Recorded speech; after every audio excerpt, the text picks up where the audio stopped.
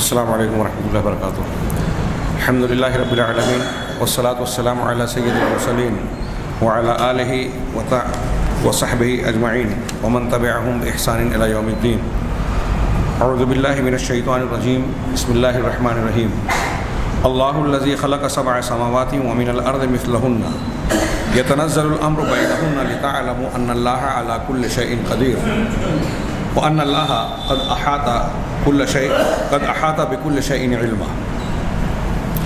محترم حاضرین، اس سے پہلے کے درس میں اللہ تبارک و تعالیٰ کے اسماء و صفات کے بارے میں فوائد سے متعلق گفتگو جاری تھی کہ اللہ پر ایمان لانے کے 3 حصوں میں سے ایک حصہ اللہ کے اسماء و صفات، اسماء جس کو اسماء حسنہ کہا جاتا ہے، حسنہ یعنی بہترین۔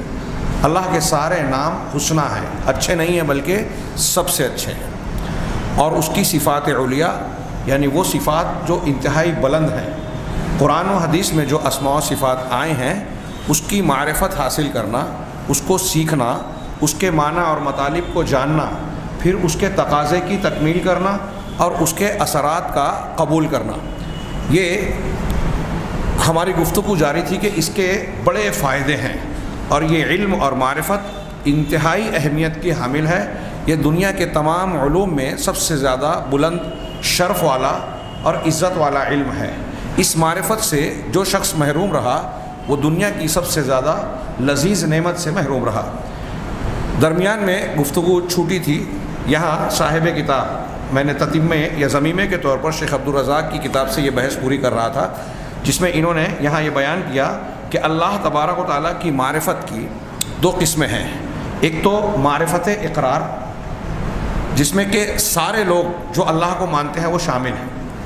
اقرار کی معرفت یعنی یہ کہ اللہ تبارک و تعالیٰ کے تعلق سے جو باتیں قرآن و حدیث میں یا نام آئے ہیں اس کو صرف مان لینا کہ اللہ الملک ہے، القدوس ہے، السلام ہے، المؤمن ہے، المہیمن ہے، عزیز ہے، جبار ہے، متکبر ہے۔ ابھی جو آپ نے آیتیں سنی، اس طرح کی دوسری دیگر آیات میں جو اللہ کے اسماء حسنہ اور صفات علیٰ کا تذکرہ ہے اس کو مان لینا کہ یہ اللہ کا نام ہے، یہ اللہ کی صفت ہے، ہم اس پر ایمان رکھتے ہیں، تو یہ معرفت اقرار ہے۔ اس میں اچھے برے عالم جاہل سب شریک ہیں۔ دوسری معرفت اللہ تبارک و تعالیٰ کے پہچاننے کی وہ یہ ہے کہ جو اللہ تبارک و تعالیٰ کے ان معنی، ان ناموں کے اور صفات کے معنی اور مطالب کو سمجھنے پر منحصر ہے، جس کا تقاضا یہ ہوتا ہے کہ جب کوئی آدمی ان ناموں کے معنی اور مفہوم کو سمجھے گا تو اس کے اندر اللہ تبارک و تعالیٰ سے حیا اور شرم کا جذبہ پیدا ہوگا، جیسا کہ اس سے حیا اور شرم کرنے کا تقاضا ہے۔ اللہ تبارک و تعالیٰ سے محبت کا جذبہ پیدا ہوگا جو توحید کی بنیاد ہے، اور بندہ جتنی زیادہ اللہ تبارک و تعالیٰ سے محبت کرے گا اتنا زیادہ اللہ کی فرما برداری اور بندگی کو قبول کرے گا۔ اسی لیے کہا گیا، اہل علم نے بیان کیا کہ توحید کی بنیاد یہ ہے کہ آپ اللہ تبارک و تعالیٰ سے سچی اور جیسی کہ اس کے محبت کا حق ہے ویسی محبت کریں۔ تو اللہ کے اسماء و صفات کی معرفت جیسے حاصل ہوگی علم کے اعتبار سے، تو یہ دل میں محبت پیدا کرے گی اس کے تعلق سے، کیسے ابھی وہ آگے بات آ رہی ہے۔ اسی طرح اللہ تبارک و تعالیٰ کے اسماء و صفات کی معرفت کا یہ نتیجہ ہونا چاہیے کہ دل کا تعلق اس سے جڑا رہے۔ ہمیشہ بندہ اللہ کے بارے میں سوچے، اللہ تبارک و تعالیٰ کی ذات کو، صفات کو، مرضی کو دوسروں کی ذات، صفات اور مرضی پر ترجیح دے۔ اسی طرح اللہ کی ملاقات سے کا شوق رکھے، اللہ کا خوف اور خشیت دل میں رکھے، اسی طرف لوٹے، اس سے انس اور موانست رکھے، اللہ تبارک و تعالیٰ کے مخلوق کے مقابلے میں اللہ تبارک و تعالیٰ کی طرف بھاگے۔ یہ معرفت جس کے اندر ہوگی وہ اسماء و صفات کے علم کا گویا فائدہ حاصل کرنے والا انسان ہوگا۔ یہ معرفت کی دوسری قسم ہے۔ ایک تو صرف مان لینا، ایک ہے معنی اور مطلب کے ذریعے سے اللہ تبارک و تعالیٰ کے ان ناموں کا تقاضا پورا کرنا۔ صاحب کتاب کہتے ہیں کہ یہ معرفت جس سے اللہ تعالیٰ سے حیا، محبت، خشیت اور دوسری ایمانی صفات پیدا ہوتی ہیں، خوبیاں پیدا ہوتی ہیں، یہ کہہ رہے ہیں کہ یہ ایسی معرفت تمام بھلائیوں کی بنیاد ہے، سرچشمہ ہے۔ هذه المعرفة هي المصدر لكل خیر والمنبع لكل فضیلہ۔ ان کا جملہ بڑا اچھا ہے کہ ایسی معرفت، اللہ کی جانکاری اور پہچان، یہ علم، یہ ہر خیر کا سرچشمہ ہے اور ہر فضیلت کا منبع ہے۔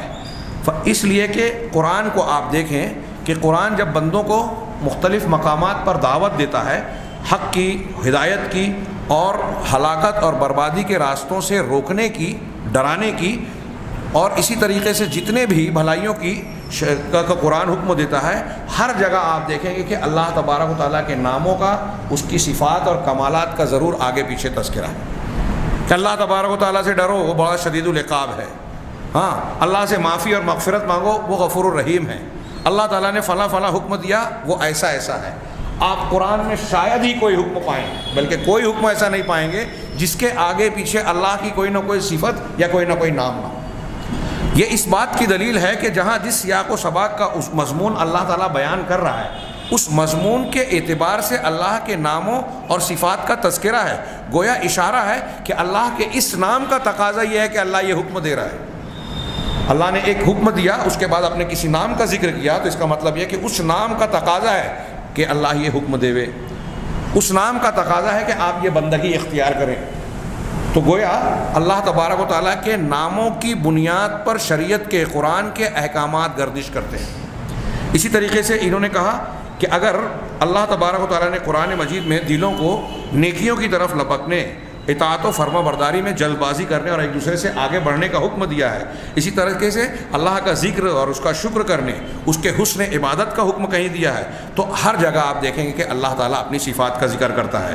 جہاں اللہ اپنی ذات سے، اپنے عذاب سے ڈراتا ہے، جہاں اللہ تبارک تعالیٰ اپنے ثواب اور انعام کا شوق اور رغبت دلاتا ہے، ان مقامات پہ بھی آپ دیکھیں گے کہ اللہ تبارک تعالیٰ کے نام اور صفات آگے پیچھے ہیں۔ اسی طریقے سے اللہ تبارک تعالیٰ اپنے احکام، اوامر، نواہی اور بندے ان کی تعظیم کریں کہ جو حکم اللہ دے رہا ہے یہ اللہ کا حکم ہے، اس کی تعظیم کریں۔ اس بنیاد پر بھی آپ دیکھیں گے کہ شریعت کی پابندی یا پابند بنانے کے لیے قرآن مجید میں جہاں بھی کوئی حکم ملے گا آپ کو اللہ کا نام آگے پیچھے ضرور پائیں گے۔ اس کو یہ مکلفین کے لیے، بندوں کے لیے گویا ایک اشارہ ہے کہ اللہ کے ان ناموں کا تقاضا یہ ہے کہ آپ اس حکم کی پابندی کریں، اپنے آپ کو اس کا پابند بنائیں۔ لہذا ایک مثال کے طور پر انہوں نے آیت نقل کی، قد سمع اللہ قول التی تجادلک فی زوجہا وتشتکی الی اللہ واللہ یسمع تحاورکما، کہ اللہ نے اس عورت کی بات کو سن لیا جو آپ سے اپنے شوہر کے بارے میں جھگڑ رہی تھی۔ یہ زہار کا واقعہ ہوا خولہ رضی اللہ تعالیٰ عنہ کا، کہ ان کے شوہر نے عرب کے پرانے رواج کے مطابق کہہ دیا کہ تو مجھ پر ایسے ہی ہے جیسے میری ماں کی پیٹھ، اور یہ کہہ کر وہ سمجھتے تھے کہ ماں کی طرح بیوی بھی حرام ہو گئی۔ تو ایسا کرنے والوں کے لیے اس کو زہار کہا جاتا ہے عربی میں اور اصطلاح میں۔ یہ آیت جو نازل ہوئی سورہ مجادلہ کی ابتدائی اور پھر آگے کی کچھ آیتیں، اس میں اسی کا حکم بیان کیا گیا ہے۔ تو وہ عورت جس کے ساتھ یہ واقعہ پیش آیا تھا، وہ اللہ کے رسول صلی اللہ علیہ وسلم کے پاس آ کر پوچھنے لگی کہ میرے شوہر نے میرے ساتھ ایسا ایسا کیا ہے، تو آپ اس سلسلے میں کیا کہتے ہیں؟ مجھے گویا منصفانہ فیصلہ چاہیے۔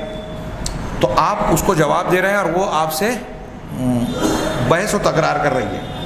حضرت انس اور بعض صحابہ کہتے ہیں کہ آپ سے وہ جھگڑ رہی تھی، ہم کچھ فاصلے پر تھے، ہمیں صرف مکھیوں کے بھنبھنانے جیسی آواز آ رہی تھی، یعنی کیا بات کر رہے ہیں سمجھ میں نہیں آ رہی ہے، ہمیں سنائی نہیں دے رہا تھا جبکہ ہم تھوڑے سے فاصلے پہ وہاں موجود تھے۔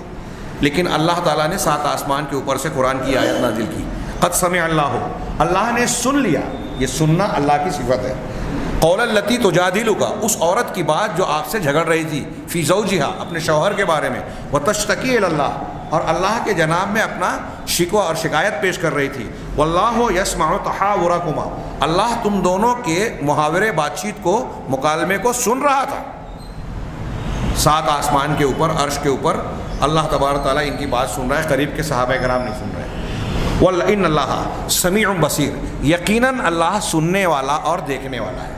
اب یہاں انہوں نے پیش کیا یہ تھوڑے سے مقدمات بیان کر کے کہ قرآن میں آپ کوئی بھی حکم دیکھیں گے، مکلفین پر کوئی پابندی لگائی گئی، کوئی حکم بیان کیا گیا، کوئی ترغیب دی گئی، ترہیب کی گئی، یا اللہ تبارک و تعالیٰ کے کسی بھی فیصلے کا تذکرہ کیا گیا، آپ آگے پیچھے اللہ کے نام اور اس کی صفات کا تذکرہ پڑھیں گے۔ اب اس آیت میں دیکھیے، قد سمع، یہ اللہ کی صفت ہے، سمع سنا، اللہ نے سننا صفت ہوئی، اور آیت کے اخیر میں واللہ یسمع تحاورکما ان اللہ سمیع بصیر، اللہ تعالیٰ سننے والا اور دیکھنے والا ہے۔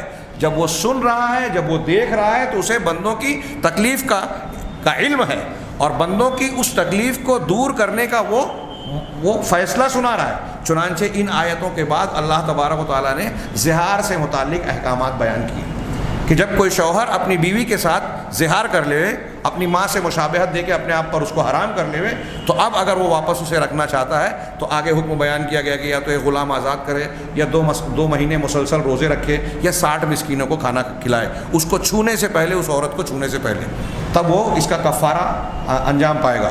اسی طریقے سے آپ دیکھیں گے کہ اللہ کے رسول صلی اللہ علیہ وسلم سے خطاب اللہ تعالیٰ نے کہیں کیا، کوئی حکم بیان کیا، آپ سے کوئی سوال کیا جا رہا ہے اس کا تذکرہ کیا، نماز کا حکم دیا، یا نماز کا جو حکم دیا ہے آپ پوری نماز کو دیکھیے، پورا کا پورا اگر غور سے دیکھیں تو اللہ کا ذکر ہے۔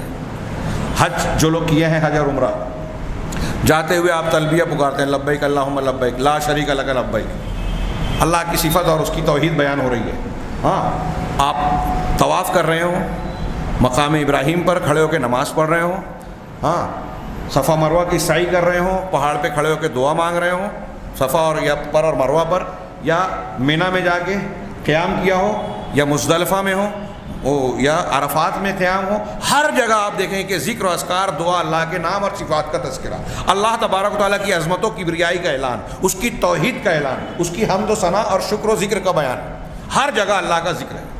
اس اعتبار سے آپ غور کریں تو اللہ دراصل پوری شریعت کا محور، جو ہم توحید اور اللہ کو ماننے کی بنیاد پر مسلمان ہوتے ہیں، اور دین کو ماننے یا نہ ماننے کا ہمارا تعامل ہوتا ہے، وہ سارا کا سارا اللہ کی معرفت پر گردش کرتا ہے، اور ہمارے اعمال کی ساری بنیادیں اللہ تبارک و تعالیٰ کے اسماء و صفات پر گھومتی ہیں۔ تو ظاہر سی بات ہے جتنا ہم اس کو سمجھ کر ان عبادات کو انجام دیں گے، جب نماز پڑھتا ہے ایک بندہ، تو ایک بندہ یوں ہی اللہ اکبر کہہ رہا ہے، اس کے معنی اور مفہوم کو نہیں سمجھ رہا ہے، الحمدللہ رب العالمین الرحمن الرحیم، الرحمن الرحیم اللہ کا نام، رب العالمین اللہ کا نام، صفاتی نام۔ اب ایک آدمی یوں ہی پڑھ رہا ہے، عبادت ہو گئی، یہ ایمان یا معرفت اقرار کی حیثیت سے ہو گیا کہ ہم مان رہے ہیں، پڑھ رہے ہیں، لیکن ایک بندہ اس کو سمجھ رہا ہے، اس کے معنی اور مفہوم کی گہرائیوں کو سے واقفیت حاصل کر کے جب اس ذکر کو ادا کر رہا ہے، تو اس کے اثرات اس کے قلب پر، اس کے دل پر، اس کے اعضاء و جوارح پر، اس کے اعمال و کردار پر لازماً پڑیں گے۔ تو معلوم ہوا کہ اللہ کی معرفت جتنی حاصل ہوگی اتنی آپ کی نماز بھی زیادہ اثردار ہوگی، اللہ کی معرفت جتنی زبردست ہوگی اتنا زیادہ آپ کے دل میں اللہ کا خوف ہوگا، اللہ تعالیٰ سے اتنی زیادہ امید ہوگی، اللہ سے اتنی زیادہ محبت ہوگی۔ جیسے جیسے آپ ناموں کو جانتے جائیں گے، اس کے معنوں کے تقاضے آپ کے دل و دماغ میں رچتے بستے جائیں گے۔ اسی بنیاد پر اگلے درس میں انہوں نے یہ بیان کیا، جو آخری چیپٹر انہوں نے کہا کہ فضل العلم باسماء اللہ وصفاتہ، اللہ کے اسماء و صفات کے فضیلت کے تیسرا اور آخری باب انہوں نے جو باندھا، مختصر سا ہی بیان کیا، لیکن اس میں 8 فائدے بیان کیے۔ انہوں نے کہا کہ اللہ تعالیٰ کے اسماء اور اس کی صفات کا علم یہ بہت ہی برکت والا علم ہے، اور بہت سارے فوائد اور نتائج، اچھے نتائج اور اچھے اثرات کو اپنے اندر سمیٹے ہوئے ہے۔ اس کی فضیلت اور اس کی معرفت کی کیا عظمت ہے، کتنا یہ عظیم الشان علم ہے، یہ ہمیں چند نیچے دیے گئے درج ذیل امور کے ضمن میں کو دیکھ کر آپ اس کو سمجھ سکتے ہیں۔ صاحب کتاب نے کہا، یہاں انہوں نے چند فوائد کا ذکر کیا، اگر صرف فائدے جمع کیے جائے اللہ کے اسماء و صفات کے، ہماری زندگی پر، ہمارے اعمال پر کیا اثرات پڑتے ہیں، تو ایک کتاب اس پر مستقل تیار ہو سکتی ہے۔ انہوں نے 3 صفحے میں یہ چند کا تذکرہ کیا۔ سب سے پہلے اولا انہوں نے کہا کہ ان ھذا العلم اشرف العلوم وافضلها واعلاها، کہ یہ علم سب سے زیادہ شرف والا علم ہے، سب سے افضل ہے، اور سب سے مقام و مرتبہ کے اعتبار سے سب سے بلند اور سب سے اونچا علم ہے، اس لیے کہ علم کا شرف اس کے معلوم کے شرف کے اعتبار سے ہوتا ہے۔ پچھلے درس میں یہ بات میں نے وضاحت سے بتائی ہے کہ جس علم سے آپ کا شغف اور اشتغال ہے، تعلق ہے، وہ کس چیز سے اور کیا فائدہ ہے اس کا، اس اعتبار سے آپ کے اس علم اور جانکاری کا مقام اور مرتبہ طے ہوتا ہے۔ اب ہم جب اللہ کے اسماء و صفات یا اللہ کی معرفت حاصل کرنے کی کوشش کرتے ہیں یا اس علم میں پڑھتے ہیں، تو ہم کس کے بارے میں جانکاری حاصل کر رہے ہیں؟ اللہ کی ذات کے بارے میں، اس کی صفات کے بارے میں، اس کی عظمت و کبریائی اور وحدانیت کے بارے میں۔ اس سے بڑھ کر کائنات میں اور کوئی چیز ہے ہی نہیں، لہٰذا اس کا علم حاصل کرنا سارے علوم میں علی الاطلاق، بغیر کسی قید کے، دنیا کے جتنے بھی علوم ہیں سارے علوم میں سب سے بہتر علم، سب سے فضیلت والا علم یہ ہے کہ ہم اللہ کی جانکاری اور معرفت حاصل کریں.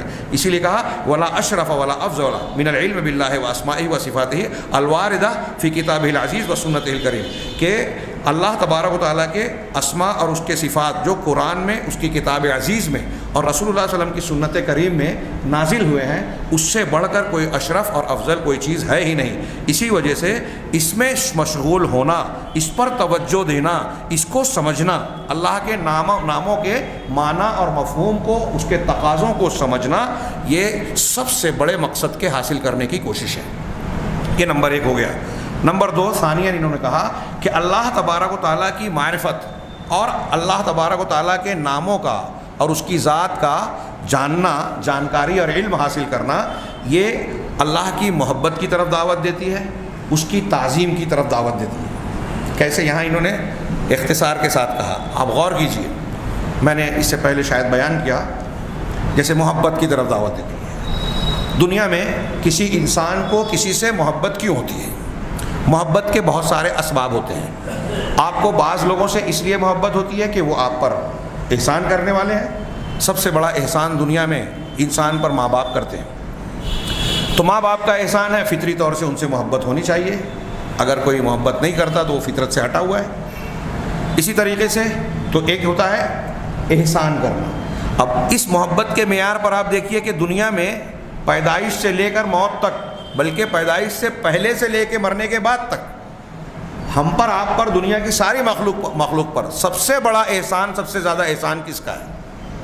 حقیقی احسان اللہ کا ہے. جب بندہ جانے گا کہ ماں باپ کا میرے اوپر احسان ہے، فلاں کا احسان ہے، فلاں کا، لیکن یہ احسان بھی دراصل اللہ کی طرف سے، تو جب یہ جانے گا کہ اللہ تعالیٰ نے ہمیں اتنے احسانات سے نوازا، اتنے انعامات دیے، اتنی رحمتیں ہیں اس کی، تو فطری طور سے اس کو اللہ سے محبت ہونی چاہیے. محبت کی ایک وجہ یہ کہ آپ کسی بھوکے کو کوئی آدمی کھانا کھلا دے تو اس کے کھانا کھلانے والے کے تعلق سے دل میں محبت ہوگی نا. ایک مرتبہ اس کھانے کا وہ پیدا کرنے والا نہیں ہے، کھلا دیا، بس ذریعہ بن گیا. اب جب یہ معلوم ہو کہ اصلی کھانا کھلانے والا تو اللہ ہے. جتنی بھی اس طرح کی نعمتیں، غور کرتے جائیے کہ ہم کو کیا کیا ملا. ہم تن پہ ہمارے کپڑے ہیں، ہمارے بھائی بہن ہیں، رشتہ دار ہیں، سب نعمت ہے. ہم کو اللہ تعالیٰ نے صلاحیت دی، آنکھ، کان، دل، ناک، یہ پورا جسم، اور جسم کے اندر کتنی نعمت ہے، کھانے پینے کی کتنی نعمت ہے، لذت کے کتنے سامان، عیش و تفریح کے کتنے اسباب مہیا کیے. ساری چیزیں اللہ کے احسانات ہیں. اگر بندہ ان احسانات پر غور کرے، اور ظاہر سی بات ہے کہ یہ احسانات اللہ کے ناموں اور اس کے صفات، کاموں سے پتہ چلے گی کہ اللہ تعالیٰ بارش برساتا ہے، بارش سے پیڑ پودے، پھل فروٹ سب پیدا ہوتے ہیں، اس سے ہمیں غذا ملتی ہے، اس سے دوائیں بنتی ہیں، اس سے سامان تفریح بنتا ہے، اس سے ساری چیزیں بنتی ہیں جو ہم استعمال کرتے ہیں. اور بہت ساری چیزیں اللہ نے جانوروں کو پیدا کیا، ان کی کھال چمڑیاں ہیں، ان سے دودھ نکلتا ہے، ان کا گوشت ہم استعمال کرتے ہیں، ان کے جسم سے اور بہت ساری قیمتی چیزیں ملتی ہیں، جیسے ہرن کے پیٹ سے نافع، ہرن کے نافے سے جو ہے مشک نکلتی ہے، اس سے خوشبو بھی ملتی ہے، دواؤں میں بھی استعمال ہوتا ہے. ہاں، مچھلیوں سے بہت کچھ ملتا ہے. جو عنبر جو ہے ایک بہت بڑی مچھلی ہے، اس سے خوشبودار عنبر حاصل ہوتا ہے، جس میں خوشبو بھی ہے اور دوا کا کام بھی کرتی ہے. مچھلیوں کا یا آبی حیوانات کے بہت سارے فوائد ہیں. یہ ساری نعمتیں اللہ نے دی. ایسے غور کرتے جائیے، کرتے جائیے، کرتے جائیے. جتنا غور کریں گے اتنے احسانات سامنے آئیں گے. وَإِن تَعُدُّوا نِعْمَةَ اللَّهِ لَا تُحْصُوهَا، اگر اللہ کی نعمت کو گننا چاہو تو شمار نہیں کر سکتے. تو ظاہر سی بات ہے جب اللہ کو اس طرح بندہ پہچانے گا تو دل میں محبت پیدا ہوگی یا نہیں ہوگی؟ ہوگی. یہ حقیقی محبت ہوگی. اسی طریقے سے یہ اللہ تبارک و تعالیٰ کی تعظیم کی طرف بلاتی ہے. تعظیم اللہ کے ناموں کو، میں مثال دے رہا ہوں صرف، یہ 2-3 بہت ساری باتیں انہوں نے کہی. اگر ایک ایک کی مثالیں دیں تو کئی درس اسی میں چلا جائے، اور پھر بھی ناقص اور ادھورا ہی رہے گا معاملہ، کیونکہ اللہ تعالیٰ کے اسماء و صفات کا مضمون جو ہے وہ بحر ناپیدا کنار ہے. ہاں، کہ ایسا سمندر ہے جس کا کوئی ساحل نہیں ہے. تو اللہ تعالیٰ کی تعظیم، اب یہ بات، یہ مضمون بھی آپ کئی مرتبہ سن چکے ہیں، پڑھ چکے ہیں. اللہ کتنا عظیم ہے، کتنا بڑا ہے. اس سے پہلے میں نے کئی بار ذکر کیا ہے، یہ دنیا جس میں ہم رہتے ہیں، اس کو دیکھیے کتنی بڑی ہے، اس کا رقبہ بیان کیا جاتا ہے. پھر ہمارے سامنے سورج ہے، سورج دنیا سے کتنا بڑا ہے. فلکیات والے کہتے ہیں کہ اتنے اتنے لاکھ گنا بڑا ہے، 9 لاکھ یا جو بھی. کیا سورج سب سے بڑا ستارہ ہے؟ فلکیات میں نہیں. ہم جس کہکشاں میں ہیں، جس کو گیلیکسی کہتے ہیں عربی میں، اردو انگلش میں، جس کہکشاں میں ہیں، اس میں سورج سے بڑے بڑے ایسے ستارے ہیں جو سورج سے 6 کروڑ گنا بڑے ہیں، یعنی ایک ستارے میں 6 کروڑ سورج رکھ سکتے ہیں۔ ایک سورج میں کتنی دنیا آئے گی، یہ دنیا کتنی بڑی ہے۔ ہم کسی پہاڑ کو دیکھتے ہیں تو کہتے ہیں اللہ اکبر سبحان اللہ، ایسا زبردست پہاڑ، کتنا ہمالیہ یا کوئی بڑی چوٹی دیکھ لیں وہ بہت بڑی نظر آتی ہے ہمیں، لیکن وہ پہاڑ دنیا کے سامنے کیا ہے؟ پہاڑ کے مقابلے میں سمندر، دنیا کے مقابلے میں سمندر 3/4 ہے خشکی کے مقابلے میں، ہم اس کو ملا کے دنیا کہہ رہے ہیں۔ اس کے مقابلے میں سورج کے مقابلے میں انٹارس بٹل کے جو 6 کروڑ گنا بڑے۔ کتنے ستارے ہیں نہیں معلوم، ایک گیلیکسی میں ایک کہکشاں میں کتنے ستارے ہیں نہیں معلوم، کتنی کہکشائیں ہیں نہیں معلوم، گن نہیں سکے۔ کہکشائیں نئی پیدا ہو رہی ہیں، یہ مشاہدہ کیا گیا۔ وہ کیا ہے؟ قرآن نے کہا انا خلق والسماء خلقناها بأید وإنا لموسعون، آسمانوں کو، یہاں آسمان سے مراد فضائے بسیط ہے۔ یہ جو فضا ہے اس آیت میں اس سے مراد ہے کہ اس فضائے بسیط کو ہم نے پیدا کیا اور ہم اس کو کشادہ کر رہے ہیں، وإنا لموسعون، اس کو بڑھاتے جا رہے ہیں، یعنی اس میں مزید ترقی ہو رہی ہے، اضافہ اور کشادگی ہو رہی ہے۔ اب یہ کتنا بڑا، اس کے مقابلے میں جو ہے آسمان کتنا بڑا، کہکشاں جتنی بھی بڑی ہو رہی ہے، آسمان ان کو گھیرے ہوئے ہے، تو ان سب سے بڑا آسمان ہے۔ آسمان سے کرسی بڑی، کرسی سے عرش بڑا۔ اللہ تعالیٰ نے بتایا قرآن و حدیث میں، قرآن میں کہا والسماء والارض جميعا قبضته یوم القیامہ۔ ابھی اللہ کی صفت اور نام، اس کی عظمت معلوم کرنے کے لیے میں بتا رہا ہوں، یہ تصور کیجئے کہ اتنی بڑی بڑی مخلوق ہے تو ان کو پیدا کرنے والا، چلانے والا، اپنے کن کے حکم کا تابع بنانے والا کیسی عظیم ذات ہے۔ اللہ تعالیٰ نے فرمایا کہ الارض جميعا قبضته یوم القیامہ، پوری زمین قیامت کے دن اللہ کی مٹھی میں ہوگی۔ اب اللہ کتنا بڑا ہے، یہ زمین مٹھی میں ہوگی۔ والسماوات مطویات بیمینہ، اور 7 آسمان اللہ کے داہنے ہاتھ میں لپٹے ہوئے ہوں گے۔ اتنا بڑا آسمان اللہ کے داہنے ہاتھ میں لپٹے ہوئے ہوں گے۔ حضرت عبداللہ بن عباس رضی اللہ تعالیٰ عنہ کا صحیح سند سے ثابت قول ہے کہ مس السماوات السبع والارضین السبع فی ید الرحمن الا کخردلۃ فی ید احدکم۔ اللہ اکبر، کہ 7 آسمان اور 7 زمین رحمان کی ہتھیلی میں ایسے ہی ہے جیسے تم میں سے کسی شخص کے، یعنی ہمارے آپ کے کسی شخص کے ہاتھ میں رائی کا دانہ آپ اپنی ہتھیلی میں رکھ لیں، اس کی کیا حیثیت ہے، اس کو جیسے چاہے موڑ لے، توڑ لے، مسل دے میں، پھینک دے میں، لپیٹ دے میں، غائب ہو جائے گی، دکھائی نہیں دے گی۔ تو ہماری مٹھی میں جس طریقے سے رائی کا دانہ ہے، حضرت عبداللہ ابن عباس ترجمان القرآن رضی اللہ تعالیٰ عنہ فرماتے ہیں کہ اللہ رحمان کے ہاتھ میں ایسے ہی 7 آسمان ہیں۔ اب اللہ کتنا بڑا ہے، کتنا عظیم ہے، یہ اس کی ذات کی بات ہو رہی ہے۔ ہاں، 7 آسمان اس کے داہنے ہاتھ میں۔ اب جب بندہ اللہ کے ان صفات کو جانے گا تو اس کے دل و دماغ میں اللہ کی عظمت، کبریائی، وقار، بلندی بیٹھی۔ اللہ کو بھوک نہیں لگتی، کائنات کا ہر مخلوق جو انسان ہے جنہیں بھوک لگتی ہے۔ محمد رسول اللہ صلی اللہ علیہ وسلم کو بھی بھوک لگتی تھی، کھانا کھاتے تھے۔ حضرت عیسیٰ اور حضرت مریم کے بارے میں قرآن نے کہا کانا یاکلان الطعام، وہ دونوں کھانا کھاتے تھے۔ مطلب یہ کہ دونوں بندوں اور انسانوں کی طرح حاجت کا شکار ہوتے تھے، اور رب ایسا نہیں ہو سکتا کہ کسی حاجت میں مبتلا ہو۔ کھانا کھاتے تھے تو پاخانے کی بھی ضرورت پیش آتی تھی، لہٰذا یہ دلیل ہے اس بات کی کہ وہ رب نہیں ہے، وہ حاجتوں سے اور خامیوں سے متصف تھے، عام بندوں کی طرح۔ رب ان سے بالا تر ہے۔ اب جب ہم یہ جانتے ہیں کہ رب وہ ہے جسے کوئی حاجت نہیں، کوئی نقص نہیں جس کے اندر، وہ ہر اعتبار سے ہر صفت میں کامل ہے، جتنا آپ اور ہم اللہ کے نام کی اس وسعت اور کشادگی کو، معرفت کو حاصل کریں گے، اتنی عظمت کا سکہ بیٹھتا جائے گا دل و دماغ میں۔ اور جب بندہ اس طرح سے اللہ کو پہچانے گا تو کسی پیر کو، فقیر کو، ولی کو، نبی کو، فرشتے کو اللہ کے جیسا سمجھ کر شرک کر ہی نہیں سکتا۔ میں نے اس سے پہلے بھی بیان کیا کہ دنیا میں جو بھی شرک کرتا ہے، قبر کو پوچھتا ہے، تعزیے کو پوچھتا ہے، کسی دیوی دیوتا کو پوچھتا ہے، سورج چاند ستارے کو پوچھتا ہے، ماں باپ کو پوچھتا ہے، پیر صاحب کو، شخصیت کو، امام کو اور فلاں کو پوچھتا ہے، کسی کو بھی پوچھتا ہے، یہ اس بات کی دلیل ہے کہ وہ اللہ تبارک و تعالیٰ کی عظمت اور کبریائی، اس کے اسماء و صفات کو جانتا ہی نہیں۔ اگر اللہ کو جانتا تو اللہ کے جیسا کسی کو سمجھتا ہی نہیں، اس لیے کہ کائنات میں کوئی بھی اللہ کی طرح ہے ہی نہیں، کوئی کامل ہے ہی نہیں اللہ کی طرح۔ اور یہ کمال کیسے معلوم ہوتا ہے کہ اللہ تعالیٰ تمام خوبیوں میں اعلیٰ درجے پر ہے؟ یہ اللہ کے ناموں اور اس کی صفات سے معلوم پڑتا ہے۔ اس لیے کہا کہ اللہ تبارک و تعالیٰ کے اسماء اور صفات کی فضیلت کا ایک پہلو یہ ہے کہ اس سے بندے کے دل میں اللہ کی محبت پیدا ہوتی ہے، تعظیم پیدا ہوتی ہے، اس کی جلال اور اس کی عظمت کا سکہ بیٹھتا ہے، اس کی خشیت اور خوف پیدا ہوتی ہے۔ اللہ ہمیں ہر جگہ دیکھ رہا ہے، کہیں ہم اس سے چھپے ہوئے نہیں ہیں، وہ پکڑنے والا ہے، وہ شدید العقاب ہے۔ قرآن میں جب اللہ تعالیٰ کہتا ہے واللہ علی کل شیء شہید، اللہ ہر چیز پر شہید ہے، گواہ ہے، دیکھ رہا ہے۔ اللہ تبارک علیم بما فی الصدور، سینوں کے بھیدوں کو اللہ جانتا ہے، تو اس کا کیا مطلب ہوتا ہے؟ اس سے پہلے میں نے شاید بیان کیا، اگر ایک کلاس ٹیچر، بچے لوگ کلاس میں شرارت کر رہے ہیں اور ٹیچر بولتا ہے کہ میں دیکھ رہا ہوں، کھڑکی سے کہہ رہا ہے کہ تم کیا کر رہے ہو، شرارت میں دیکھ رہا ہوں، تو یہاں ٹیچر کی طرف سے یہ خبر نہیں ہے کہ میں دیکھ رہا ہوں، کہ میں صرف اطلاع دے رہا ہوں کہ ہاں میں دیکھ رہا ہوں، بلکہ یہ دھمکی ہے کہ میں دیکھ رہا ہوں اور جو شرارت کر رہا ہے اس کو سزا دوں گا۔ ایسے ہی جب اللہ تعالیٰ کہہ رہا ہے کہ کائنات میں جو بھی واقعہ ہو رہا ہے، تم جو بھی عمل کر رہے ہو، کوئی بھی چیز اللہ سے چھپی بھی نہیں ہے، تمہارے دل کے سینے کے بھید اور وسوسے بھی، جو تمہارے دل میں خیال اور کھٹک آتے ہیں، وہ بھی اللہ سے چھپے ہوئے نہیں ہیں۔ تو یہ اللہ تبارک و تعالیٰ کی عظمت اور خوف کو پیدا کرنے والے ہیں دل میں۔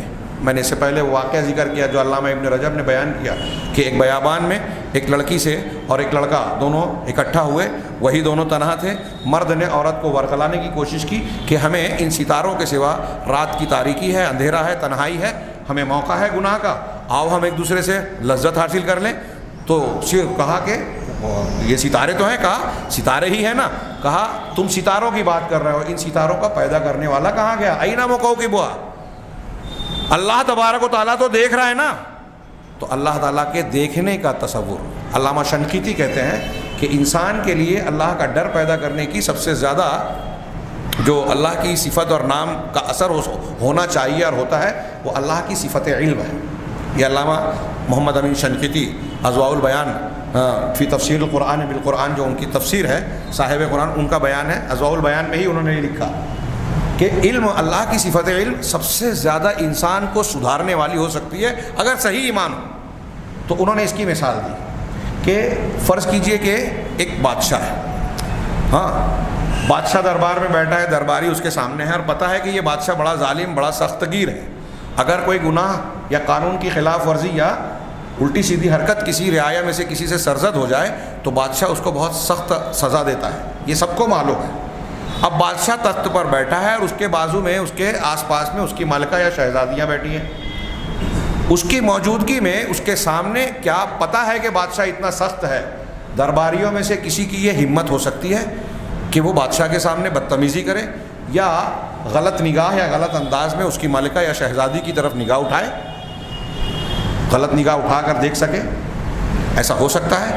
جبکہ بادشاہ دیکھ رہا ہے، سامنے موجود ہے، تو ظاہر سی بات ہے، یہ تصور کیجئے اس پس منظر کا جو علامہ شنقیطی سمجھانے کے لیے بیان کر رہے ہیں۔ اب ایسے ہی اگر بندے کو یہ یقین ہو کہ بادشاہوں کا بادشاہ رب العالمین اللہ تبارک و تعالیٰ ہمیں ہر جگہ دیکھ رہا ہے، اگر ہم کسی چٹان کی تہوں کے اندر بھی گھس جائیں تو بھی اللہ سے چھپ نہیں سکتے، اللہ ہر جگہ ہم کو دیکھ رہا ہے اور اللہ تعالیٰ پوری قدرت رکھتا ہے، اور ہمارے مر جانے کے بعد ہم کسی بھی شکل میں کہیں بھی چلے جائیں، پرندوں کے پیٹ میں چلے جائیں، درندوں کا لقمہ بن جائیں، پانی میں جا کے سڑ گل جائیں یا مٹی میں مل کر ہڈی اور مٹی کا ٹکڑا بن جائیں، ہر حال میں اللہ ہم کو دوبارہ زندہ کرے گا اور حساب کتاب لے گا، اور وہ پکڑے گا تو ہمارے ان گناہوں کی سزا دے گا جو ہم نے اللہ کی نافرمانی میں کیا ہے۔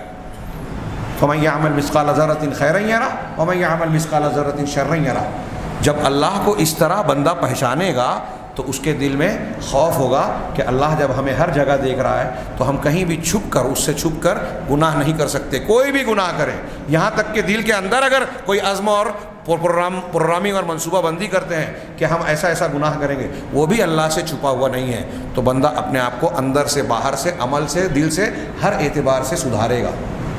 یہ اللہ کا خوف اس کے دل میں یہ صفت پیدا کرے گی، اس صفت کا یا اس معرفت کا یہ نتیجہ ہوگا۔ تو یہ چیز اللہ کا خوف پیدا کرتی ہے، اللہ سے امید پیدا کرتی ہے۔ جب بندہ جانتا ہے، اللہ کے ناموں کو پڑھتا ہے کہ اللہ غفور ہے، بہت بخشنے والا ہے، تواب ہے، خوب توبہ کو قبول کرنے والا ہے، ہاں رحیم اور رحمان ہے، ہاں بڑی رحمت والا ہے، اس کی رحمت کی کوئی حد نہیں ہے، تو اس کے دل میں امید پیدا ہوتی ہے کہ میں اگرچہ گنہگار ہوں، مجھ سے بہت سارے گناہ سرزد ہوئے ہیں، لیکن اللہ اتنا رحمان و رحیم ہے، اگر میں سچے دل سے توبہ کروں تو اللہ کے جناب میں کوئی مایوسی کی بات نہیں ہو سکتی، وہ ضرور قبول کرے گا۔ اس سے بندے کے دل میں امید جاگے گی، اور جب امید جاگے گی تو آپ دنیا کے ماحول میں دیکھیے کہ ایک آدمی امتحان میں، آج لڑکے لڑکیاں فیل ہوتے ہیں، خودکشی کرتے ہیں، ایک پرابلم کی حیثیت سے میڈیا میں یہ آتا رہا ماضی میں کہ کسی ناکامی سے، کوئی کاروبار میں ناکام ہو گیا، دیوالا نکل گیا، مندی آ گئی تو کسی نے خودکشی کر لی۔ کسانوں کی خودکشی والا ہمارے یہاں معاملہ خبروں میں زینت بنتا رہتا ہے۔ یہ کون لوگ کرتے ہیں؟ یہ دنیا دار جو اللہ کو نہیں پہچانتے۔ اگر اللہ کو آدمی پہچانے گا تو زندگی میں بڑی سے بڑی ناکامیابی کا شکار ہو جائے، بڑے سے بڑے نقصان سے دوچار ہو جائے، وہ مایوس ہو کر خودکشی نہیں کرے گا۔ تو بندہ اگر اللہ کے ناموں کو پہچانے گا تو امید ہوگی اس کے اندر بہادری آئے گی، اس کے اندر خودداری آئے گی، اللہ کے لیے عمل کا اخلاص آئے گا۔ جب اللہ کو پہچانے گا تو یہ بات ہوگی کہ صرف اللہ کے لیے کام کرنا چاہیے۔ اسی لیے میں کہتا ہوں کہ ہمارے ہاں جتنے آپس کے جھگڑے ہیں، اقتدار کا جھگڑا کہ مجھے صدر نہیں بنایا، مجھے سیکریٹری نہیں بنایا، میری رائے کو قبول نہیں کیا، میرا نام رپورٹ میں نہیں چھپا، ایسے جتنے جھگڑے ہیں، جو یہ جھگڑا کرتا ہے وہ چاہے جتنی تعویل کر لے، اللہ ماشاء اللہ، ظاہر میں یہی معلوم ہوتا ہے کہ ان کے اندر اخلاص نہیں ہے۔ اخلاص، اللہ کے لیے آپ نے عمل کیا ہے تو آپ اللہ تعالیٰ سے اجر و ثواب چاہتے ہیں، نام ہو یا نہ ہو، عہدہ ملے یا نہ ملے۔ آپ کے ذہن و دماغ میں، ہمارے ذہن و دماغ میں یہ ہونا چاہیے کہ اللہ ہمیں دیکھ رہا ہے، اجر و ثواب دینے والا وہ ہے، نفع نقصان کا مالک وہ ہے، ہمیں اللہ کی خوشنودی مطلوب ہے۔ جب ہمارے سامنے اللہ کی معرفت ہوگی، اس کے اسماء و صفات کا علم صحیح ڈھنگ سے ہوگا تو ہم صرف اسی کو خوش کرنے کی کوشش کریں گے۔ یہ نہیں سوچیں گے کہ یہ نماز پڑھ رہے ہیں، یہ روزہ رکھ رہے ہیں، یا فلاں نیک کام کر رہے ہیں، یا صدقہ و خیرات کر رہے ہیں، غریبوں کو کچھ مدد کر رہے ہیں تو اخبار میں فوٹو چھپے۔ جب آپ اخبار میں فوٹو چھپنا چاہ رہے ہیں تو اس کا مطلب اللہ کا اجر و ثواب نہیں چاہ رہے ہیں، اللہ کی خوشنودی نہیں چاہ رہے ہیں، وہ سیکنڈ نمبر پہ ہے۔ اور ایسے عمل کو اللہ قبول نہیں کرتا جس میں اللہ کی خوشنودی کے ساتھ آپ کی نیت میں کوئی اور چیز شامل ہو جائے۔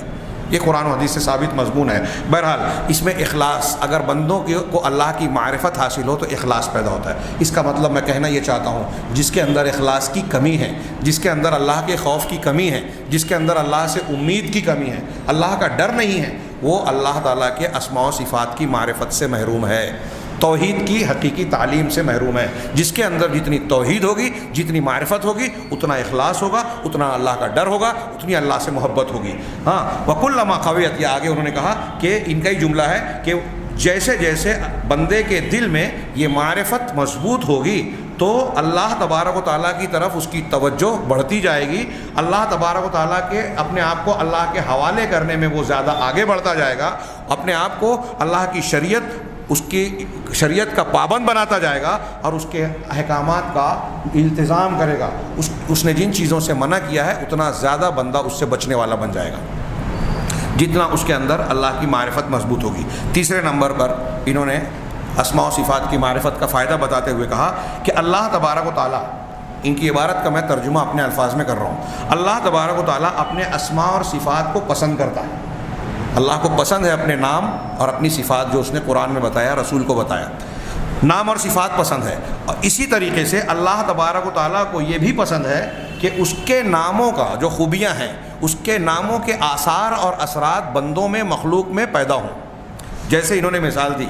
ہاں، اور یہ اللہ تبارک و تعالیٰ کے کمالات کے لوازم میں سے ہے، یعنی یہ بھی اس کی خوبی کا حصہ ہے کہ اللہ جن خوبیوں سے متصف ہے وہ چاہتا ہے کہ میری مخلوق اور بندوں میں بھی وہ اچھائیاں پیدا ہوں۔ جیسے کہتے ہیں فَهُوَ وِتْرٌ يُحِبُّ الْوِتْرَ، اللہ طاق عدد ہے، ایک ہے اور طاق کو پسند کرتا ہے۔ اب نماز میں بھی اس نے حکم دیا، ہم فرض کی جتنی نمازیں پڑھتے ہیں سب جفت ہے سوائے مغرب کی۔ ہاں، فجر، ظہر، عصر، عشاء، چاروں جو ہے جفت عدد ہے۔ مغرب کو طاق عدد رکھا، اس مغرب کو پڑھنے سے دن بھر کی ساری نماز طاق عدد ہو جاتی ہے۔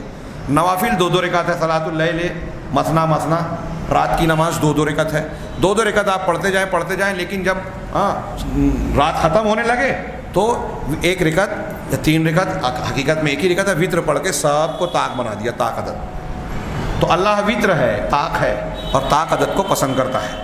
ہاں، جمیل یحب الجمال، اللہ جمیل ہے، خوبصورت ہے اور خوبصورتی کو پسند کرتا ہے۔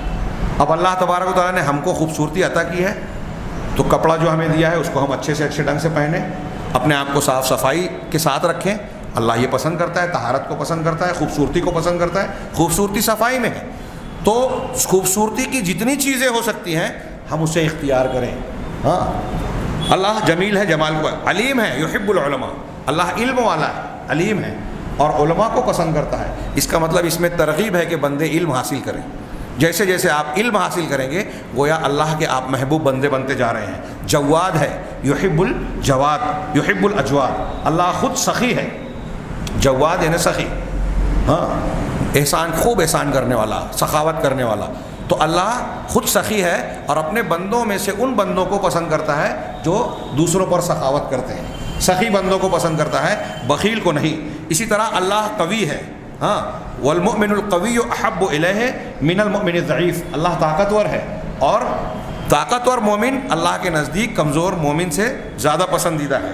اللہ شرم والا ہے، حی، ہاں، ہے نا حدیث میں کہ جب بندہ اللہ تبارک و تعالیٰ کے جناب میں دونوں ہاتھ اٹھا کے دعا مانگتا ہے تو اللہ تبارک و تعالیٰ کو شرم آتی ہے کہ بندے کے ہاتھ کو خالی لوٹا دے۔ تو اس طرح اللہ شرم والا ہے اور اہل حیا کو، شرم کرنے والوں کو اللہ پسند کرتا ہے۔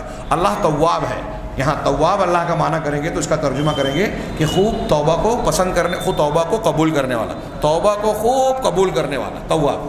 اور بندے کو جب تواب کہیں گے تو اس کا مطلب ہوگا خوب توبہ کرنے والا۔ فرق سمجھ لیجئے، ہم تواب ہیں، توبہ کرنے والے، اللہ تواب ہے، توبہ کو قبول کرنے والا۔ تو اللہ توبہ کو پسند کرتا ہے اور خوب توبہ کو قبول کرنے والا ہے، تو توابین کو جو خوب توبہ کرتے ہیں ان کو پسند کرتا ہے، ان سے محبت رکھتا ہے۔ اللہ شکور ہے، ہاں، جو کوئی اس کی فرما برداری کرتا ہے، اس کی بندگی کرتا ہے تو اس کی قدردانی پروردگار کرتا ہے۔ اسی طرح جو شکر گزار بندے ہیں اللہ ان کو پسند کرتا ہے۔ صادق ہے، اللہ کا جھوٹ سے بلند و بالا ہے، اللہ کی ذات پاک ہے، وہ جو کہتا ہے سچ کہتا ہے۔ تو بندوں میں سے بھی اللہ کو وہی بندے پسند ہیں جو سچ بولنے والے ہیں۔ محسن ہے، احسان کرتا ہے بندوں پر، مخلوق پر، ساری مخلوقات پر، تو بندوں میں سے بھی جو محسن ہے انہیں پسند کرتا ہے۔ وہ رحیم ہے، رحماء کو رحمت اور مہربانی کرتا ہے، شفقت کرتا ہے دوسروں پر، اسی طرح مہربان لوگوں پر پسند کرتا ہے۔ اپنے بندوں میں وہی اس کو پسند ہے۔ انما یرحم من عبادہ الرحماء، یہ حدیث کا ٹکڑا ہے کہ اللہ تعالیٰ اپنے بندوں میں سے ان کو پسند کرتا ہے جو دوسروں پر رحمت و شفقت کا برتاؤ کرتے ہیں۔ وہ ستیر ہے، یحب من یستر علی عبادہ، ستیر جو بندوں کے عیوب کی پردہ پوشی کرنے والا۔ تو ایسے بندوں کو پسند کرتا ہے جو دوسروں کے عیب چھپاتے ہیں۔ آج ہمارے یہاں دوسروں کے عیب کو ظاہر کرنا کمال سمجھا جاتا ہے، خبر کے طور پر نقل کرتے ہیں، غیبت اور چغلی کے طور پر بیان کرتے ہیں، اور پھر جو لوگ جتنی زیادہ غیبت کرتے ہیں وہ اتنے زیادہ اس حدیث کو بیان کرتے ہیں کہ اللہ کے رسول نے اور قرآن نے غیبت کرنے سے منع کیا ہے، مردہ بھائی کے گوشت کو کھانے سے منع کیا ہے۔ غیبت کرتے جائیں گے اور کہیں کہ میں غیبت نہیں کر رہا ہوں، اپنے آپ کو تسلی دیتے ہیں۔ تو بہرحال اللہ تبارک و تعالیٰ پردہ پوشی کرنے والا ہے اور اپنے بندوں میں سے پردہ پوشی کرنے والوں کو پسند کرتا ہے۔ اللہ معاف کرنے والا ہے، ان لوگوں کو پسند کرتا ہے بندوں میں سے جو دوسروں کو معاف کرتے ہیں۔ اسی طرح اللہ برٌ، یہاں اس کا ترجمہ بھی احسان کرنے والا ہوتا ہے، یعنی بھلا سلوک کرنے والا، اور اپنے بندوں میں سے ان لوگوں کو پسند کرتا ہے جو صاحب حسن سلوک اور اچھائی والے ہیں۔ عدل، اللہ عدل ہے، انصاف کرنے والا، اور اپنے بندوں میں سے انصاف کرنے والوں کو اور انصاف کی صفت کو پسند کرتا ہے، ظلم اور ظالمین کو ناپسند کرتا ہے۔ اسی طریقے سے یہ جیسے جیسے بندے میں یہ خوبیاں آتی ہے، پروردگار اپنے بندوں کو ان صفات کے موجود ہونے یا نہ ہونے کے اعتبار سے مقام، درجہ اور اجر اور ثواب اور سزا اور گناہ دیتا ہے۔ اب جس کے اندر عدل و انصاف ہے، جس کے اندر احسان ہے، جس کے اندر رحم ہے، جس کے اندر دوسروں کے عیب چھپانے کی صفت ہے، جس کے اندر خوبیاں ہیں، اس کو اللہ اجر دیتا ہے۔ جتنی خوبیاں اتنا زیادہ اجر دے گا۔ جن کے اندر اس کی ضد ہے، یعنی ظلم کرتے ہیں، لوگوں کے عیب کو لوگوں میں بیان کرتے ہیں، الزام تراشی کرتے ہیں، معاف نہیں کرتے، لوگوں کے ساتھ رحمت اور شفقت کا برتاؤ نہیں کرتے، بلکہ غصہ، انتقام اور ان کو تکلیف دینے والا کام کرتے ہیں، تو اللہ تبارک و تعالیٰ اسی اعتبار سے ان کو سزا دے گا۔ یعنی جیسے ان کے یہ اعمال ہوں گے، یہ سارے چیزیں جو عمل اور نتیجے کی اور اس کے بدلے کی بات ہے، یہ سب اللہ تبارک و تعالیٰ کے اسماء و صفات کے نتائج ہیں۔ اس کو جاننے سے ہم کو یہ پتہ چلے گا کہ اللہ تعالیٰ کے اندر یہ خوبی ہے اور اللہ تعالیٰ اس خوبی کو پسند کرتا ہے۔ اب ہم اس خوبی کو اختیار کریں گے تو اجر پائیں گے، اس خوبی کے خلاف عمل کریں گے تو سزا پائیں گے۔ چوتھے نمبر پر اللہ تعالیٰ کے اسماء و صفات کی معرفت کا فائدہ بتاتے ہوئے انہوں نے ذکر کیا کہ اللہ تبارک و تعالیٰ نے مخلوق کو پیدا کیا اور عدم سے ناموجودگی سے عدم سے جو وجود بخشا اور سارے آسمانوں اور زمین کو جو مسخر کیا، انسان کی عقل اور اس کی صلاحیتوں کا تابع بنایا اس کائنات کو. آج انسان اپنے سے بہت بڑی بڑی مخلوق کو توڑ رہا ہے، کاٹ رہا ہے، تابع بناتا ہے. ہاتھی ہو اور گائے بیل ہو، اس کو گرا کے ذبح کر لیتا ہے، اپنا تابع بنا لیتا ہے، اپنا غلام اور خادم بنا لیتا ہے. تو یہ آسمانوں اور زمین کو جو اللہ تبارک و تعالیٰ نے انسان کا مسخر بنایا پیدا کرنے کے بعد، یہ کیوں بنایا؟ قرآن کہتا ہے تاکہ وہ اللہ کی معرفت حاصل کریں اور اس کی عبادت کریں، توحید کو اختیار کریں. یہ ساری تخلیق کیوں ہے؟ کہ بندے اللہ کو پہچانیں اور پھر اس کا حق ادا کریں، یعنی توحید کو اختیار کریں. قرآن کی یہ آیت جو میں نے شروع میں بھی پڑھی تھی، سورہ طلاق کی 12 نمبر یعنی آخری آیت، اللہ تعالیٰ نے فرمایا اللہ الذی خلق سبع سماوات ومن الارض مثلہن. اللہ ہی وہ ذات ہے جس نے 7 آسمانوں کو پیدا کیا اور زمین کو بھی انہی کے مانند بنایا. یعنی مطلب 7 زمینیں بھی ہیں. اب زمین 7 ہے کا کیا مطلب ہے؟ علماء نے کئی اقوال بیان کیے. ایک قول تو یہ ہے جیسے ہماری یہ زمین ہے، اس کے مقابلے میں آسمان، تو آسمان یا سما عربی میں نیچے کے مقابلے میں جو پست ہے، نیچے ہے، اس کے مقابلے میں جو چیز اوپر ہے وہ سما ہے. کل ما فوقک فہو سما، ہر وہ چیز جو تمہارے اوپر ہے وہ تمہارا سما ہے. تو ہم اصطلاح میں آسمان کو بولتے ہیں. تو آسمان اس زمین کے لیے آسمان ہے، علو ہے، بلندی ہے، اور یہ زمین اس کے مقابلے میں پست ہے. اب پہلے آسمان سے دوسرے آسمان، پہلے آسمان سے دوسرا آسمان ایسے ہی فاصلہ رکھتا ہے جیسے زمین سے یہ آسمان. تو پہلا آسمان دوسرے آسمان کے لیے زمین ہے، کیونکہ دوسرے آسمان کے مقابلے میں پہلا آسمان نیچے ہے، جیسے یہ زمین اس آسمان کے نیچے ہے. تو پہلے آسمان کے لیے ہم زمین ہیں، اور دوسرے آسمان کے لیے پہلا آسمان زمین ہے، تیسرے آسمان کے لیے دوسرا آسمان زمین ہے، اور 7ویں آسمان کے لیے چھٹا آسمان زمین ہے. تو ہر اوپر والے آسمان ہے، نیچے والا آسمان اس کے لیے زمین ہے. نیچے والے کے اعتبار سے یہ آسمان ہے اور اوپر والے کے اعتبار سے یہ زمین ہے. تو اس اعتبار سے کچھ علماء نے کہا کہ 7 زمین کا مطلب یہ ہے کہ اللہ جو کہہ رہا ہے کہ 7 آسمان کی طرح 7 زمین بنائی، تو ہر نیچے والے کو زمین کہا گیا، اس اعتبار سے 7 زمین ہے. کچھ لوگ کہتے ہیں کہ 7 زمینوں کا مطلب یہ ہے کہ زمین کے 7 طبقے بنائے، جس کو لیئر کہیں گے، پرت. 7 پرتیں ہیں، موٹی موٹی چادریں. ہاں، اور بعض لوگوں نے اس کی تائید کے لیے وہ حدیث بیان کی ہے کہ اگر کوئی شخص کسی مسلمان کا، کسی انسان کا کی زمین کو ناحق ہڑپتا ہے تو قیامت تو اللہ تبارک تعالیٰ اس کو زمین میں 7 زمین کے اندر دھساتا ہے. تو اسی زمین کے اندر دھس رہا ہے وہ، اور 7 زمین کہا جا رہا ہے، مطلب زمین کی 7 پرتیں ہیں، تو اسے 7 زمین کہا گیا. کچھ لوگوں کا قول ہے کہ 7 زمین سے مراد جیسے ہم اس دنیا میں بس رہے ہیں، کائنات فضائے بسیط ابھی آپ نے سنا کہ لامحدود ہے، بہت وسیع ہے اللہ کی کائنات. اس میں کتنی زمینیں، کتنے آسمان، کتنے سورج چاند ستارے اور کتنے ستارے اور سیارے ہیں، ہمیں نہیں معلوم، گن بھی نہیں سکتے. تو کہا کہ اس میں 7 زمینیں ایسی ہیں جیسے یہ زمین ہے ہماری، ایسا ممکن ہے. تو کچھ لوگوں نے یہ معنی بھی بیان کیا، اور اسی کی بنیاد پر وہ دیوبندی بریلوی میں ایک بڑا جھگڑا ہوا تھا. اگر میں اس کا تذکرہ کروں تو موضوع سے بھی ہٹ جاؤں گا، لیکن وہ ہے بڑا دلچسپ کہ 7 زمینیں ہوگی تو 7 زمینوں میں جیسے دنیا میں حضرت آدم سے محمد صلی اللہ علیہ وسلم کا سلسلہ چلا، وہاں بھی چلا ہوا ہوگا. پھر دوسروں نے اس کے خلاف فتویٰ دے دیا، یہ بلا وجہ کی بحث کر کے ایک دوسرے کو کفر کا فتویٰ تک دے دیا. حالانکہ جب اللہ تبارک و تعالیٰ نے، رسول اللہ صلی اللہ علیہ وسلم نے کوئی چیز ہمیں جتنی بتائی ہے اتنا ہی ماننا چاہیے. غیب کو ماننے کا طریقہ ہمارے یہاں یہی ہے، جو نہیں بتایا اس میں بلا وجہ دماغ نہیں لگانا چاہیے. بہرحال تو یہ اللہ تعالیٰ نے قرآن کی اس آیت میں فرمایا سورہ طلاق میں کہ اللہ تعالیٰ نے 7 آسمانوں کو پیدا کیا اور انہی کے مانند 7 زمینوں کو، مانند زمینوں کو. یتنزل الامر بینہن، سارے حکم اللہ کے انہی کے درمیان اترتے ہیں. 7 آسمان اور زمین کے بیچ میں اللہ کے فیصلے، اللہ کی تدبیر اور جو نظم و ضبط کے سارے انتظامات ہیں وہ واقع ہو رہے ہیں. بارش ہو رہی ہے، دن رات کا نظام چل رہا ہے، آسمان سے فرشتے اتر رہے ہیں، نازل ہو رہے ہیں، آسمان میں اعمال چڑھ رہے ہیں، اتر رہے ہیں، کائنات کے مختلف حوادث ہو رہے ہیں، طوفان آ رہا ہے، زلزلہ آ رہا ہے، کسی کی میت ہو رہی ہے، کوئی پیدا ہو رہا ہے، کوئی بیمار پڑ رہا ہے، کہیں کوئی چیز کہیں کوئی چیز. یہ جتنے بھی احکامات ہو رہے ہیں یہی 7 آسمان اور زمین اور کائنات کے اندر. یتنزل الامر بینہن. کیوں یہ اللہ تعالیٰ نے پیدا کیا؟ اب یہ آگے اگلا ٹکڑے میں اللہ نے فرمایا لِتَعْلَمُوا أَنَّ اللَّهَ عَلَىٰ كُلِّ شَيْءٍ قَدِيرٌ، تاکہ تم جان جاؤ، تم کو اس بات کا علم ہو جائے کہ اللہ تبارک و تعالیٰ ہر چیز پر قادر ہے. قرآن کی آیت میں پھر سے دہراؤں ترجمہ کہ 7 آسمان کو اللہ ہی نے پیدا کیا اور ان کے جیسی زمینوں کو بھی. سارے معاملات انہی کے درمیان واقع ہوتے ہیں، اس کا حکم نافذ ہوتا ہے۔ کیوں؟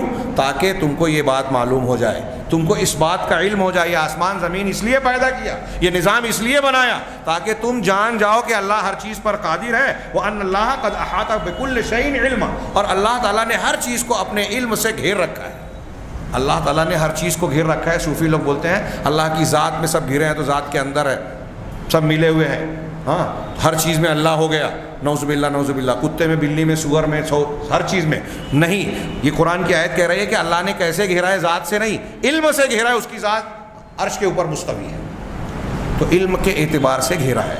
دوسری آیت اللہ تعالیٰ کا اس قول کو نقل کیا انہوں نے، وَمَا خَلَقْتُ الْجِنَّ وَالْإِنسَ إِلَّا لِيَعْبُدُونَ، کہ میں نے جن اور انسان کو محض اس لیے پیدا کیا کہ وہ میری عبادت کرے۔ مَا أُرِيدُ مِنْهُم مِّن رِزْق، میں ان سے کوئی روزی روٹی رزق نہیں چاہتا۔ وَمَا أُرِيدُ أَن يُطْعِمُونَ، نہ یہ چاہتا ہوں کہ مجھے کھانا کھلائیں۔ اللہ تعالیٰ ہم سے کوئی رزق اور کھانا نہیں چاہتا، کیا چاہتا ہے کہ ہم صرف اس کی عبادت کریں، دوسروں کی عبادت سے بچے۔ یہ گویا آسمان و زمین کو اور ہم کو پیدا کرنے کا مقصد یہ ہے کہ ہم صرف اس کی عبادت کریں، اس کو پہچانیں، اس کے تعلق سے علم حاصل کریں۔ ان اللہ هو الرزاق ذو القوۃ المتین، وہ تم سے کیا روزی چاہے گا؟ وہ تو بھوک سے، پیاس سے اور ان ضروریات سے بالا تر ہے۔ اور نتیجہ، اور پھر مزید یہ کہ اللہ تبارک و تعالیٰ ہی رزاق ہے، خوب روزی دینے والا۔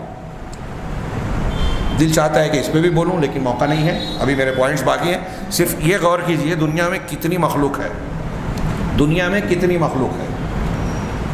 آپ اور ہم میں سے کوئی شخص اگر یہ سوچے ہمارے یہاں رشتہ داروں میں کوئی بیوہ ہو گیا، بیوہ ہو گئی کوئی عورت، کوئی بے سہارا ہو گیا، اب اس کے گھر کا معاملہ کیسے چلے گا؟ تو ایک بڑے سے بڑا سیٹ آدمی بھی جو ہے ہم کو لگتا ہے کہ اس کے لیے اس کو بھاری پڑ جائے گا اگر وہ پوری ذمہ داری لے۔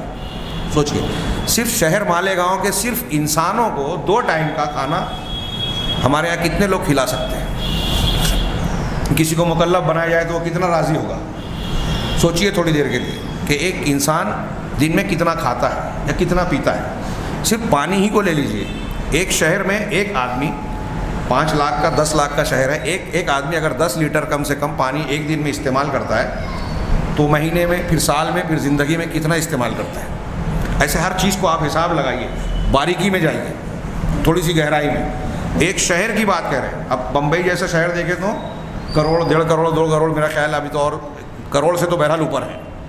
کتنا پانی پر ڈے لگتا ہے، کتنا کھانا درکار ہوتا ہے، ضرورت کا کتنا سامان ان کو مطلوب ہے، سوچتے جائیے۔ یہ صرف ایک شہر کے انسانوں کی ہم بات کر رہے ہیں، اب کتنے جانور ہیں، کیڑے مکوڑے ہیں، آبی حیوانات ہیں، چرند پرند ہیں، کیا کیا ہیں، ایسے ایسے جانور، ایسے ایسے پرندے، ایسے ایسے آبی حیوانات جن کو ہم نے دیکھا بھی نہیں، جن کی غذاؤں کے بارے میں ہم جانتے بھی نہیں ہیں۔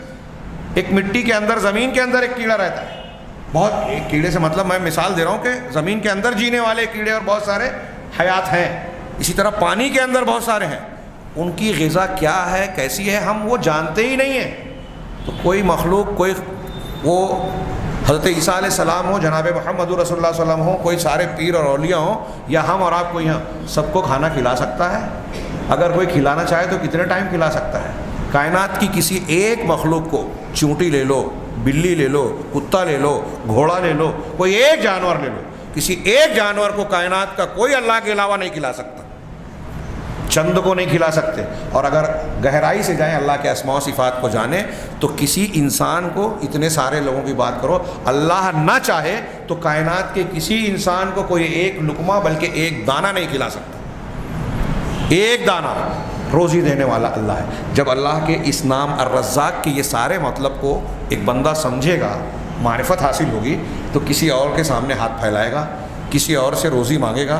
کسی سے خطرہ ہوگا کہ ہم سیٹھ صاحب کے خلاف بول دیں گے تو ہمارا کارخانہ چھین لیں گے، نوکری سے محروم کر دیں گے، ہم کو نوکری سے نکال دیں گے، ہماری روزی روٹی کا مسئلہ ہو جائے گا۔ یہ کون شخص سوچے گا جو اللہ کو حقیقت میں اللہ کے رزاق ہونے کا مطلب نہیں سمجھا ہے؟ اللہ کے رزاق ہونے کا مطلب سمجھے گا تو بندہ یہ جانے گا کہ اگر میں کٹیا میں بند ہوں تو میری روزی اگر اللہ نے لکھی ہے تو وہاں تک پہنچے گی۔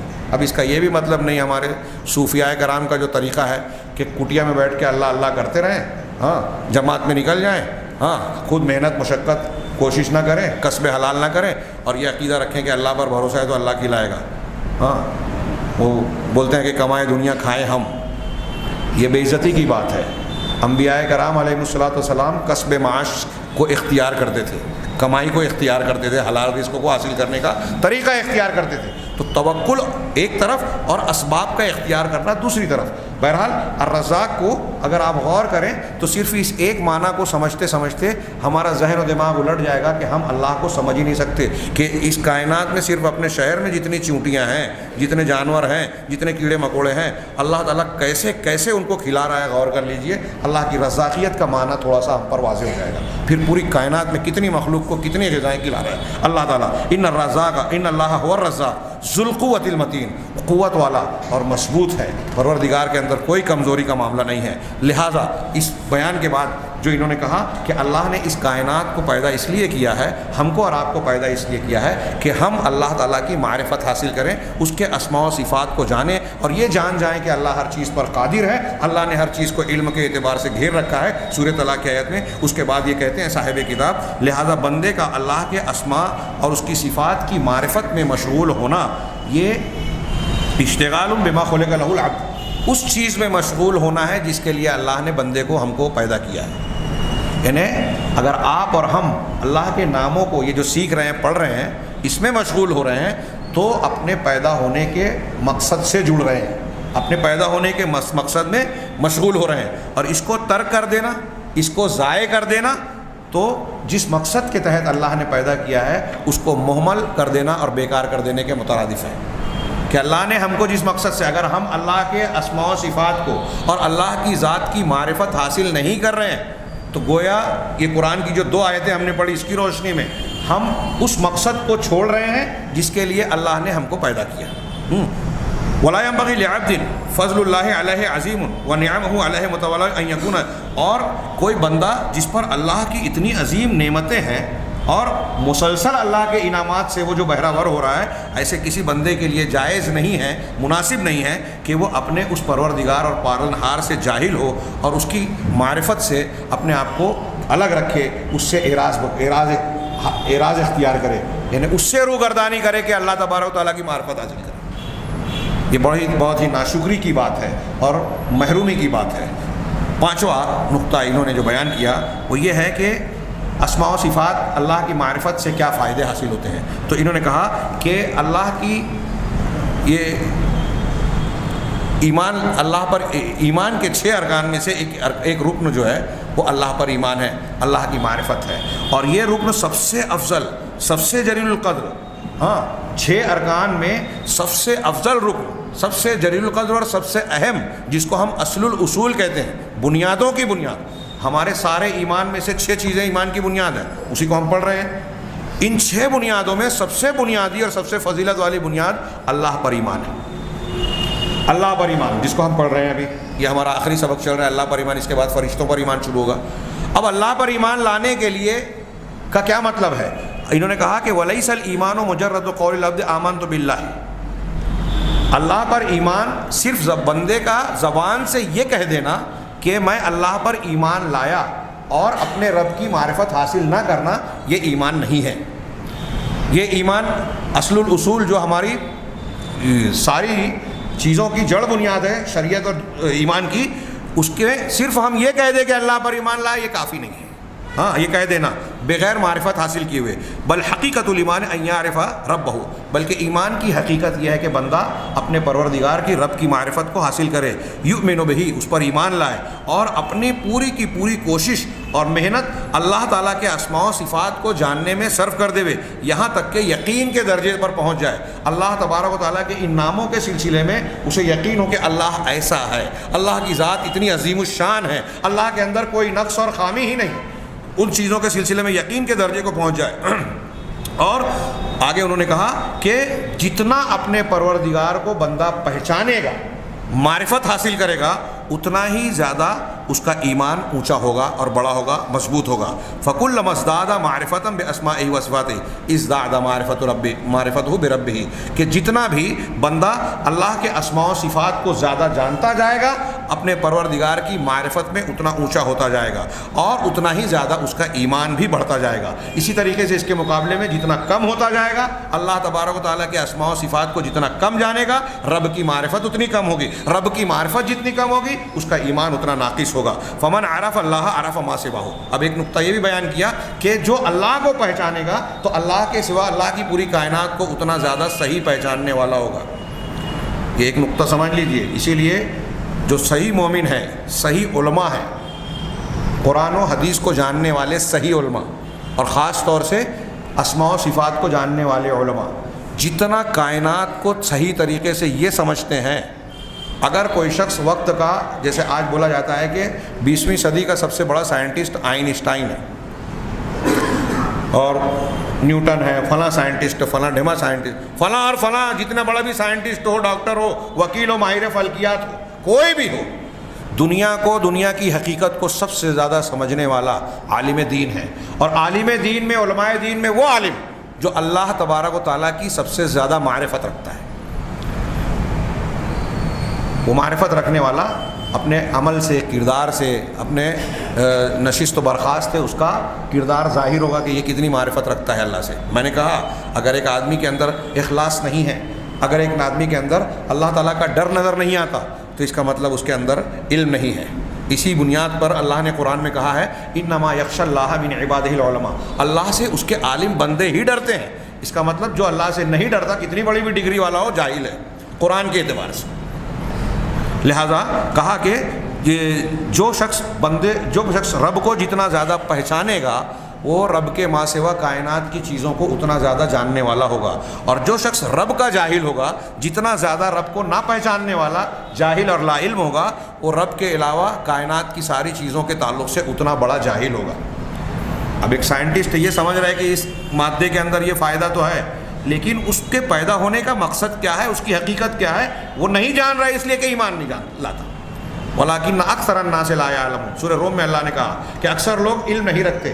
يَعْلَمُونَ ظَاهِرًا مِنَ الْحَيَاةِ الدُّنْيَا، دنیا کی ظاہری چیزوں میں سے کچھ چیزوں کو جانتے ہیں، وہ کتنی بھی چیزیں جان جائے وہ کچھ ہی ہے دنیا کی ظاہری چیزوں میں۔ ہاں آگے اللہ نے کہا وَهُمْ عَنِ الْآخِرَةِ هُمْ غَافِلُونَ، لیکن وہ آخرت سے غافل ہے۔ اس کا مطلب دنیا کی بڑی سے بڑی ڈگری لینے والا اگر آخرت سے غافل ہے، اللہ کی معرفت اور توحید سے لا علم ہے، تو وہ قرآن کی زبان میں لا يعلمون میں داخل ہے، یعنی اس کو علم نہیں ہے۔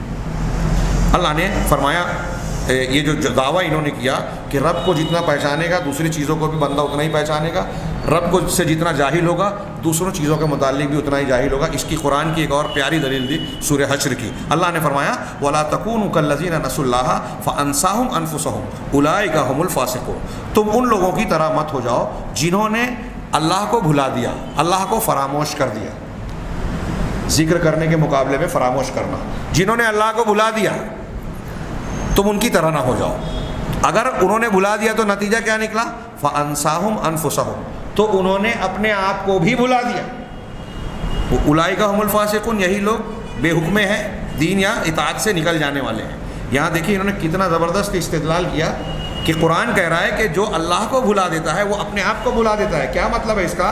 انہوں نے کہا کہ جو اللہ کو بھلاتا ہے تو اللہ تعالیٰ اس کے اندر ایسا معاملہ ڈال دیتا ہے کہ خود وہ شخص اپنی ذات کے اور اپنے نفس کی مصلحتوں کو، فائدوں کو، اپنی ذات کی کامیابی کو بھول جاتا ہے۔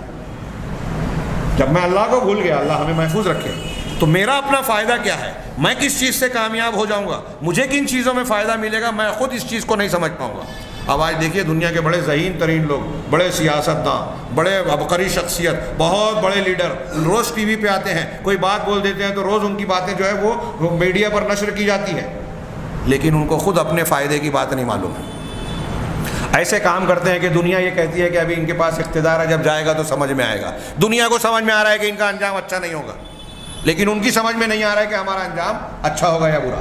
یہ اللہ تعالیٰ نے خود ان کے فائدے کو ان سے بھلوا دیا۔ ہاں، تو زندگی اور موت کے بعد کیا فائدے ہیں، یہ سب سے بہتر جاننے والا وہی شخص ہوگا جو اللہ کی سب سے زیادہ معرفت رکھے گا۔ ہاں، چھٹا فائدہ جو ہے، یہ 3 فائدے باقی ہیں، اور اس میں چھٹے میں جو ہے تھوڑی سی تفصیل میں چاہتا تھا بیان کروں، اور اس میں خاص طور سے اللہ کے ناموں کو ماننے کے بعد اس کے جو اثرات ہمارے اوپر آنے چاہیے اور اس کے ذریعے سے جو ایک سوال آیا تھا اس سے پہلے درس میں کہ ہم کو دعوت و تبلیغ میں ان ناموں کا استعمال کرنا چاہیے، گھڑی کو دیکھ کر مجھے بہتر محسوس ہو رہا ہے کہ میں اس مضمون کو یہاں روک دوں اور آئندہ درس کے لیے یہ 3 نکات کو صرف باقی رکھا جائے۔ ان 3 نکات کے ساتھ اگر کم وقت میں یہ ہو گیا تو انشاءاللہ اس کے بعد کا جو ہماری بریق الجمان کتاب میں ترتیب میں الایمان بالملائکہ ہے، فرشتوں پر ایمان لانا، اس پر ہم انشاءاللہ اس بحث میں داخل ہو جائیں گے۔ اللہ تبارک و تعالیٰ سے دعا ہے کہ وہ اپنی ذات اور صفات سے متعلق صحیح علم حاصل کرنے کی ہمیں توفیق عطا فرمائے، اس کے ذریعے سے پروردگار ہمیں صحیح معرفت سے نوازے اور صحیح معرفت سے صحیح ایمان سے نوازے، اور اس ایمان کی برکت سے دنیا اور آخرت کی کامیابی ہمارے لیے میسر اور آسان فرما دے۔